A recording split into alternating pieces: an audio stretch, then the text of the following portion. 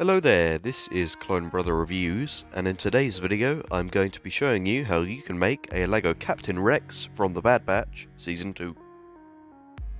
For the first minifigure we have the 501st Officer, and you're going to want to take the legs and the head. The torso I chose came from this First Order crew member.